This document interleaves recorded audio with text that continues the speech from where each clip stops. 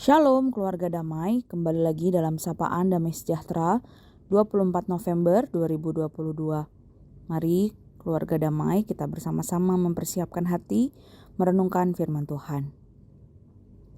Tuhan Yesus, terima kasih karena Tuhan sudah memberikan kami kesempatan untuk kami bisa menikmati hidup di dalam anugerah dan kasih karunia Allah yang begitu besar dalam kehidupan kami. Hari demi hari Tuhan memelihara, memimpin dan menuntun setiap kehidupan kami. Dan saat ini ya Tuhan, kami rindu firman Tuhan sekali lagi mengingatkan setiap kami.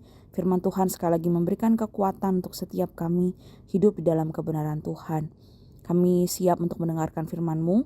Dalam nama Tuhan Yesus kami berdoa. Amin. Bapak Ibu Saudara, pembacaan firman Tuhan kita pada hari ini terambil dari Yakobus pasalnya yang keempat, ayatnya yang pertama hingga ayatnya yang ke-10. Yakobus pasalnya yang keempat, ayat yang pertama hingga ayatnya yang ke-10. Demikian bunyi firman Tuhan. Hawa nafsu dan persahabatan dengan dunia. Dari manakah datangnya sengketa dan pertengkaran di antara kamu? Bukankah datangnya dari hawa nafsumu yang saling berjuang di dalam tubuhmu? Kamu mengingini sesuatu, tetapi kamu tidak memperolehnya. Lalu kamu membunuh, kamu iri hati, tetapi kamu tidak mencapai tujuanmu. Lalu kamu bertengkar dan kamu berkelahi. Kamu tidak memperoleh apa-apa karena kamu tidak berdoa. Atau kamu berdoa juga, tetapi kamu tidak menerima apa-apa karena kamu salah berdoa. Sebab yang kamu minta itu hendak kamu habiskan untuk memuaskan hawa nafsumu. Hai kamu orang-orang yang tidak setia, tidak tahukah kamu bahwa persahabatan dengan dunia adalah permusuhan dengan Allah? Jadi barang siapa hendak menjadi sahabat dunia ini, ia menjadikan dirinya musuh Allah.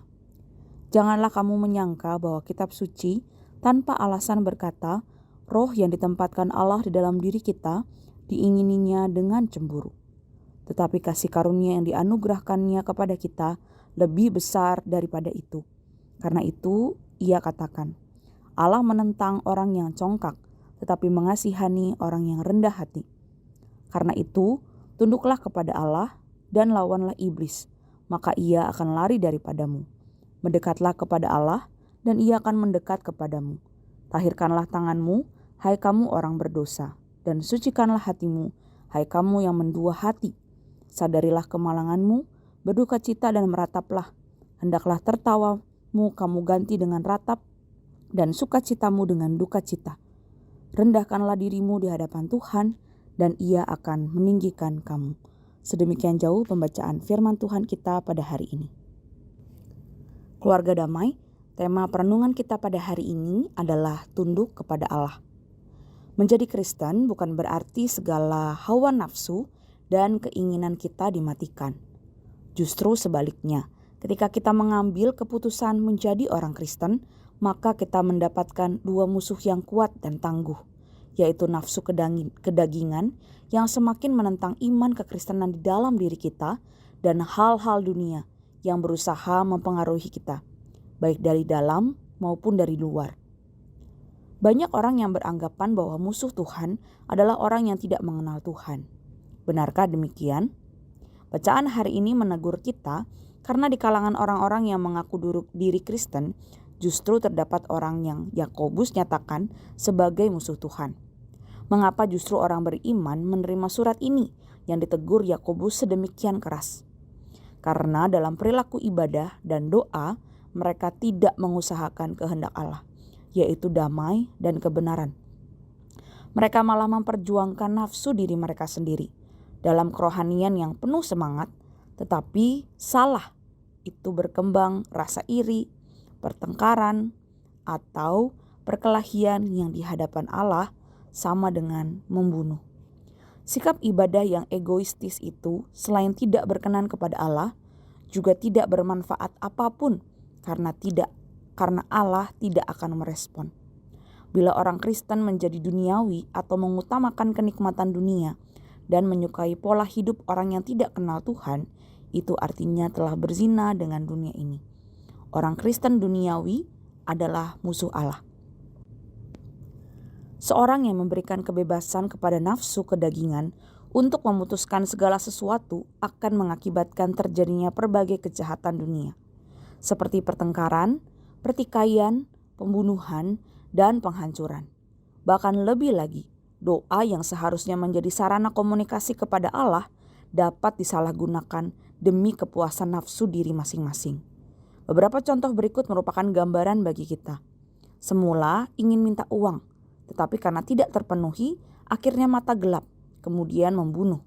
Semula hanya ingin berkenalan, tetapi karena tidak ditanggapi, merasa dilecehkan, maka terjadilah pemerkosaan. Dan masih banyak lagi contoh-contoh lainnya yang dapat kita saksikan di tengah-tengah kehidupan di dunia masa kini. Inilah dampak mengerikan yang terjadi di sekitar kita bila manusia tidak dapat mengendalikan keinginan-keinginan dirinya.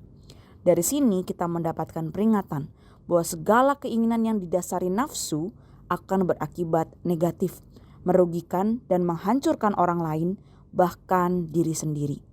Kedua musuh di atas harus ditaklukkan. Bagaimana caranya? Pertama, kita harus menyadari bahwa nafsu kedagingan dan hal dunia bertentangan dengan Allah.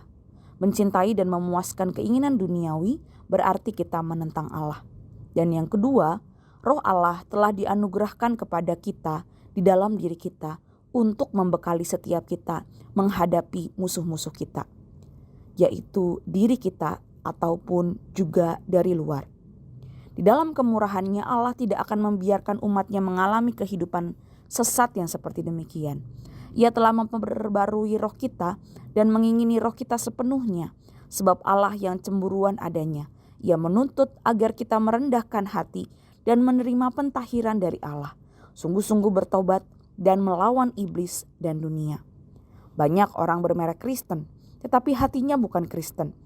Mereka biasanya adalah penentang-penentang Allah, tidak hidup tunduk kepada Allah. Perilaku-perilaku mereka justru mencemarkan kekristenan dan mempermalukan nama Allah. Tentu tak seorang pun dari kita mau disebut sebagai musuh Allah. Maka satu-satunya pilihan bagi kita adalah tunduk kepada Allah. Dengan menundukkan diri kepada Allah, maka tidak ada tempat lagi yang kita sediakan bagi iblis atau diri kita sendiri, kedagingan diri kita. Tetapi kita tunduk kepada Allah, berarti kita bertobat sungguh-sungguh, yaitu bertobat dengan hati yang remuk, hati yang hancur di hadapan Allah. Tunduk kepada Allah berarti kita merendahkan diri kita di hadapan Allah, mengakui bahwa dengan kekuatan kita sendiri, kita tidak mampu untuk hidup berkenan kepada Allah. Kita memerlukan kekuatan dari Allah setiap harinya untuk hidup menyenangkan hatinya. Melakukan apa yang benar bukan karena kemampuan diri kita sendiri, tetapi ketika kita memberi diri dituntun oleh Roh Kudus setiap harinya, kita dapat hidup memuliakan Allah. Mari Bapak Ibu Saudara, kita menjaga hidup dekat kepada Allah dan memberikan diri kita dituntun oleh Roh Kudus setiap harinya agar kita diberi kekuatan untuk hidup memuliakan Allah. Mari Bapak Ibu Saudara, kita merenungkan firman Tuhan ini. Mari kita berdoa. Tuhan Yesus, terima kasih untuk keselamatan yang Tuhan berikan untuk setiap kami. Kami rindu ya Tuhan, kami sungguh-sungguh bertobat di hadapan Tuhan. Seringkali ya Tuhan, kedagingan kami masih seringkali menjadi penguasa di dalam kehidupan kami. Ampuni kami ya Tuhan. Kami saat ini mau membawa diri kami tunduk di bawah kaki Tuhan. Kami mau menyerahkan kehidupan kami karena kami sadar bahwa dengan kekuatan kami sendiri, kami tidak mampu untuk hidup berkenan kepada Tuhan. Kami memerlukan kekuatan dari Allah untuk bisa hidup menyenangkan hati Tuhan. Kami bisa melakukan apa yang berkenan di hadapan Tuhan karena Allah Roh Kuduslah yang menuntun hidup kami.